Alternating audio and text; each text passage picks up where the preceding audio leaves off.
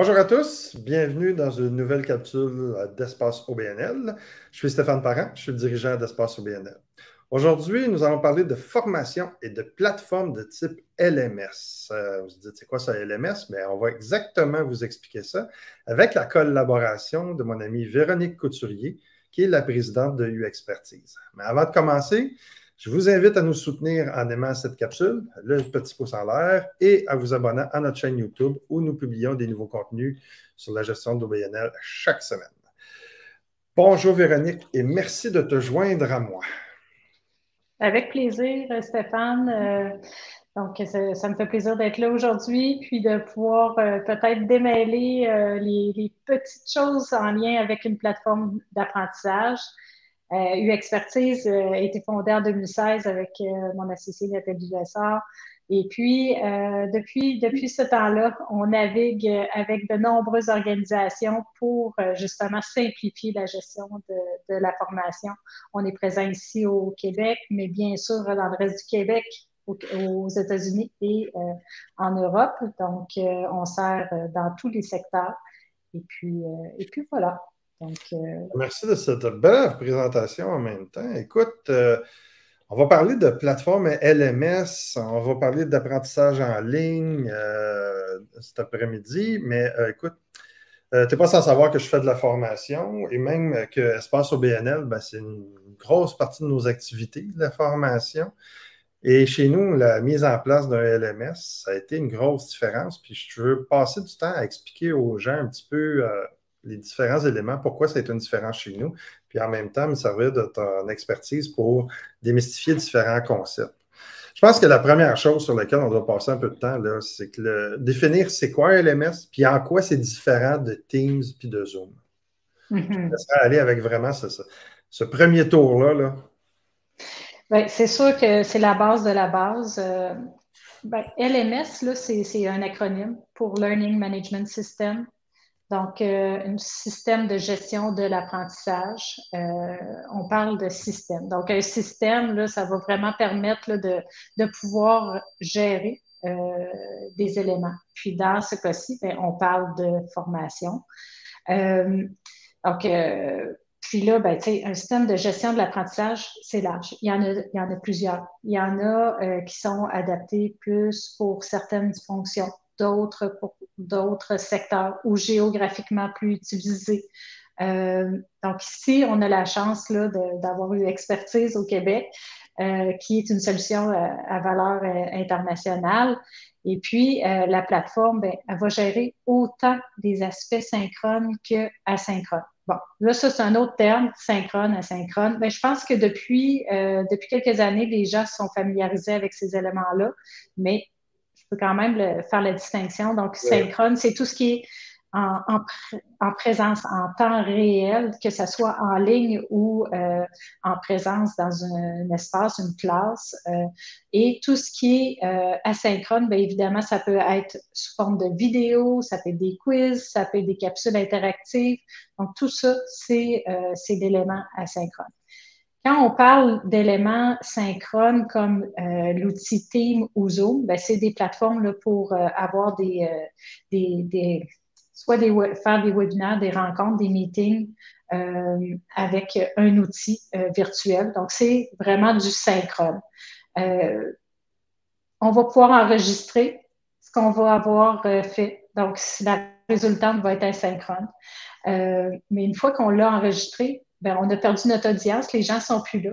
Comment on va les rejoindre? Ben, on va pouvoir intégrer peut-être cette vidéo-là, soit dans une plateforme, par exemple, de type LMS, puis là, pouvoir inscrire nos gens à cette capsule-là. Puis c'est là qu'on va pouvoir avoir la trace, on va pouvoir avoir l'historique d'inscription, on va pouvoir avoir l'historique de progression aussi, puis on va pouvoir générer des statistiques pour nos besoins internes. D'accord. Je vais te laisser continuer dans les fonctionnalités pour qu'on comprenne bien tout, tout ce que ça peut faire, puis pourquoi ça vaut l'investissement aussi. Là. Bien, en fait, je pense que toute organisation là, qui a quand même un nombre de, même j'ai des organisations qui ont moins de 25 employés qui utilisent une plateforme LMS, mais je dirais que à partir du moment qu'on a 50, 100 employés, là, on ne peut pas Ou se membre, passer de ça. là, parce que c'est Ou intéressant. membres, effectivement, parce que ici, on a cette notion-là aussi. Donc, on a la plateforme va permettre l'inscription, va pouvoir gérer tous ces aspects-là, prendre en charge aussi le paiement.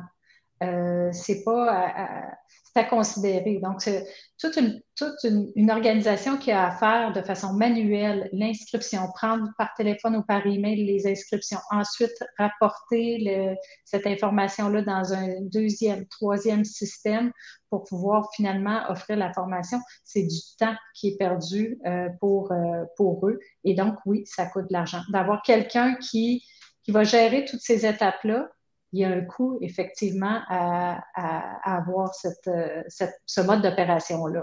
Surtout en termes de pénurie de main-d'œuvre, on sait qu'il faut utiliser nos gens de la meilleure façon possible. Donc, la plateforme va permettre justement d'automatiser tous ces mécanismes-là, qu'on parle de l'inscription, paiement, inscription, gestion de la progression, notification automatisée. Donc, les gens vont recevoir une confirmation d'inscription, vont recevoir un rappel de la formation qui va avoir lieu telle heure, telle date. Il va y avoir aussi des documents qui vont être attachés à un parcours, par exemple, donc accessibles en tout temps. Donc, c'est pas perdu dans des courriels ou dans d'autres systèmes. Donc, tout est concentré au même endroit. Puis, tout ce qui est aussi d'avoir un historique d'apprentissage comme apprenant. Donc, il y a le côté gestionnaire, mais il y a le côté aussi valoriser nos membres, donc leur offrir un espace d'apprentissage pour nos membres qui va être enrichissant. Puis du côté gestionnaire, bien, de pouvoir avoir accès à des rapports, des données, des KPI qui vont permettre aussi de se dire, bien, finalement, bien, j'ai fait toute cette opération-là, puis ça a telle valeur dans mon organisation. Ça peut être en termes de chiffres en argent, mais ça peut être en termes de nombre de personnes formées, de nombre de personnes qui ont complété la formation.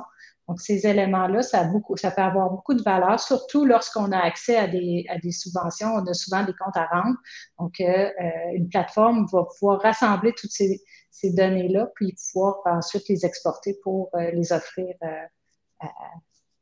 les utiliser pour nos besoins, finalement. Moi, je te dirais, depuis qu'on fonctionne avec U-Expertise, il y a deux éléments qu'on aime beaucoup. C'est intéressant, ça va peut-être être intéressant pour les gens qui nous écoutent aussi. C'est que comme on a plusieurs formations, on roule entre, je te dirais, entre 80 et 120 activités par année, être capable de toutes suivre ces activités-là mutuellement. Puis il y a aussi que chaque personne, lorsqu'il participe à 2, 3, 4, 5 de nos activités, il retrouve toute l'information à la même place. Donc, toute la documentation fait qu'on a réduit énormément nos réponses à des courriels, beaucoup moins de services à la clientèle à faire. Tout est dans leur profil. Fait que ça, je te dirais que c'est peut-être la première chose. La deuxième chose aussi, c'est tout ce qu'on appelle le dashboard là, comme gestionnaire. Donc, d'être capable de faire les prévisions, de voir où on en est cette année, de voir chacune des formations dans une colonne et de voir les inscriptions, les annulations, ainsi de suite. Je pense que c'est des éléments comme ça qui viennent vraiment justifier l'investissement, entre autres, là. Effectivement, tout ce qui est planification dans le temps, gain de productivité parce qu'une activité peut être récurrente aussi dans le temps. On n'a pas à refaire tout le temps le même contenu, le récupérer à même nos librairies, à même les gabarits de formation qu'on s'est créés. Donc, on gagne du temps lorsqu'on récupère ces éléments-là. Même pour les questionnaires, les quiz, on peut récupérer ce qu'on a fait dans le passé pour le réutiliser, l'adapter. Et ça fait en sorte qu'il y a vraiment un gain pour l'organisation. Ça devient un environnement structurant, un cadre pour tout ce qui est la gestion de la formation dans l'organisation, dans l'OBNL. Ça aide à justifier la tarification de nos formations aussi. Tu prends une organisation qui n'est pas structurée puis que l'expérience va être un petit peu coup-ci coup-ça pour l'apprenant, puis tu prends une organisation dont vraiment l'apprenant trouve tout à la même place, il y a ses quiz, il reçoit ses rappels. Quand il est question de technologie, Véronique, là, il y a souvent des fonctionnalités, puis des fonctionnalités, puis des fonctionnalités. Pour nous autres, les utilisateurs qui sont de l'autre côté, puis c'est souvent beaucoup de choses à apprendre en même temps, là. J'aimerais ça que tu me parles de certaines fonctionnalités qu'un LMS peut avoir, mais qui sont sous-utilisées. Celles qui, des fois, c'est là, puis on aurait aimé ça le savoir déjà en partant, là. Effectivement, il y a souvent, on va utiliser un système pour un élément parce que c'est ça qu'on a pensé au départ qu'on avait besoin. Puis, il y a d'autres éléments autour qui peuvent nous aider, puis pour l'instant, on ne va pas y toucher.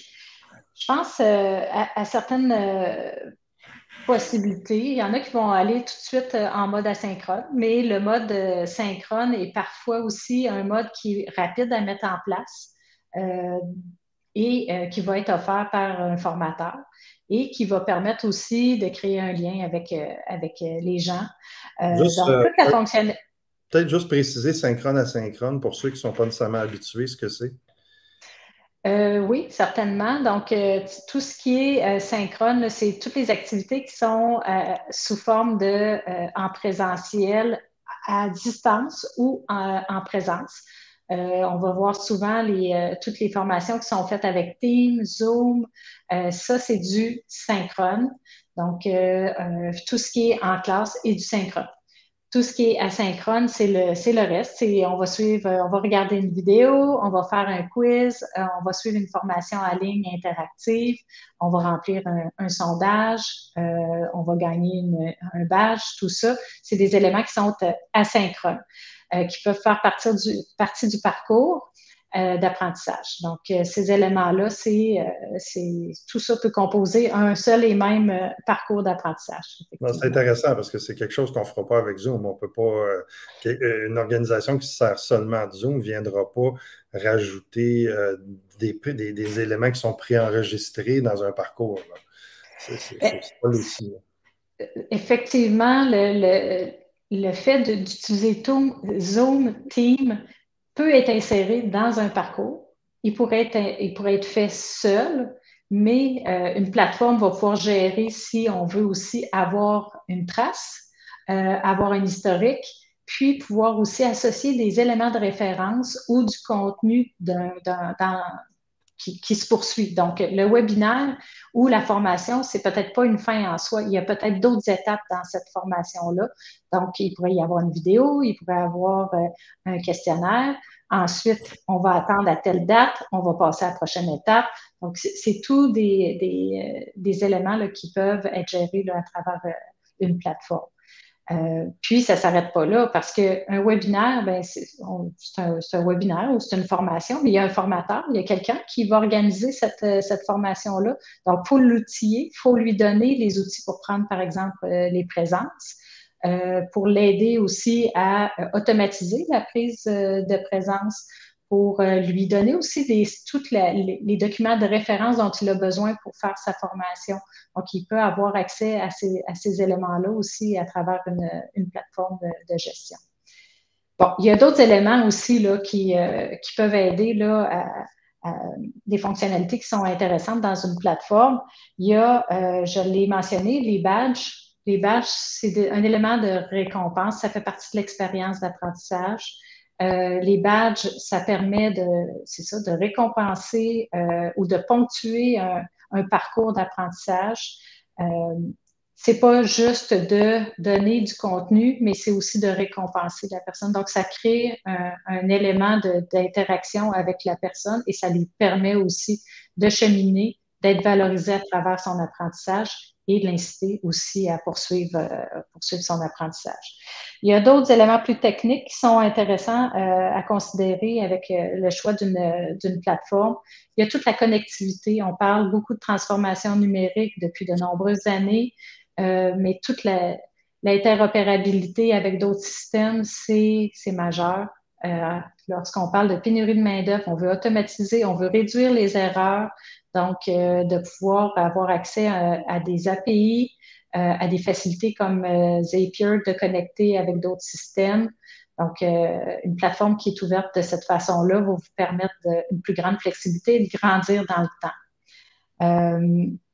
Donc, il y a plusieurs autres choses que je peux dire, là, mais je pense que ça fait le tour des éléments principaux là, à Non, considérer je dans les pense petites que trouvailles. les gens qui nous écoutent doivent être conscients que s'ils ont des questions, ils peuvent vous rejoindre facilement par votre fiche dans notre répertoire, puis vous allez être capable de leur faire des présentations, des fonctionnalités et qu'ils soient en mesure de mieux comprendre en quoi ça va changer leur vie, là. Effectivement, puis j'invite tout le monde, là, évidemment, à me joindre là, pour toute question. Il y a justement là, dans la plateforme une vitrine qui vient mettre en lumière les formateurs. Donc, c'est toujours optionnel d'avoir cette option-là. Mais si c'est le cas, ben, de mettre de l'avant, valoriser aussi vos formateurs. On va valoriser les gens qui vont faire l'apprentissage, mais de valoriser aussi les gens qui participent à la diffusion de ces formations-là. C'est aussi intéressant. Puis, ça permet aussi aux gens qui veulent s'inscrire à des formations de se dire, ben, ah, OK, derrière cette formation-là, j'ai le contenu de tel expert, de telle personne. Donc, ça aussi, ça vient enrichir tout l'espace d'apprentissage. Oui, oui. Puis, ça vient faciliter le travail des gens qui sont en arrière parce que tu n'as pas besoin de récupérer. Ton information est à une place, puis tu la reconnectes avec toutes, là. Je trouve ça vraiment intéressant. Écoute, en conclusion, j'aimerais ça qu'on regarde, c'est quoi les arguments pour bien présenter un LMS à un conseil d'administration, puis faire comprendre que ça en vaut l'investissement. Parce que on parle de coût quand même, là, tu sais, puis comme n'importe quelle plateforme technologique, c'est pas juste un coût financier, ça a un coût humain aussi. Il faut que les gens soient formés.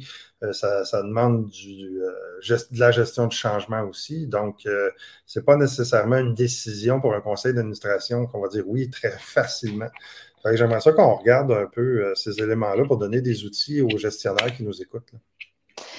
J'aurais envie de dire combien ça peut. Un conseil d'administration a toujours un aspect très factuel attaché à ça, terre à terre, et c'est correct, c'est parfait. Je pense que chaque organisation a besoin de se poser la question, est-ce que j'ai les moyens de m'en passer aussi? Est-ce que je m'expose à faire des erreurs? Est-ce que je me prive de revenus supplémentaires? Est-ce que j'utilise mes gens de la meilleure façon en leur faisant des opérations manuelles, en gérant les inscriptions à la pièce, par exemple? Donc, ces éléments-là, je pense que doivent faire partie du discours pour convaincre un conseil d'administration de passer à l'action. Parce qu'il y a un coût à ne pas avoir aussi toutes les données et l'historique de nos actions qu'on a fait liées à la formation. Donc, je pense que c'est pas mal cet Puis moi, aspect-là. je te dirais, pour être un utilisateur aussi, c'est la diminution du volume de services clients et de questions qu'on recevait. Dans notre cas, à nous, l'implantation du LMS, on a beaucoup diminué les demandes du genre, ben, j'ai perdu la facture, j'ai pas eu ma présentation, c'est quoi la prochaine étape, c'est quand est-ce, tout ça, vu que c'est automatisé. Parce qu'il y a un volet d'automatisation, je pense que tu en as un petit peu moins parlé dans un LMS sur l'enclenchement des différentes étapes dans le parcours apprenant. Pour nous, ça a été vraiment une grande découverte, puis ça a valu beaucoup l'investissement aussi. L'automatisation fait en sorte qu'on va réduire les erreurs. Tout ce que tu viens de dire, Stéphane, là, ça en fait partie de perdre, oublier l'inscription, de perdre un document, d'avoir pas pris la présence ou d'avoir pris une présence de façon incorrecte. Donc, tous ces éléments-là font en sorte qu'une plateforme va aider à grandement automatiser, mais réduire aussi les erreurs. Et ça peut être un vecteur pour générer aussi des revenus. Oui, effectivement.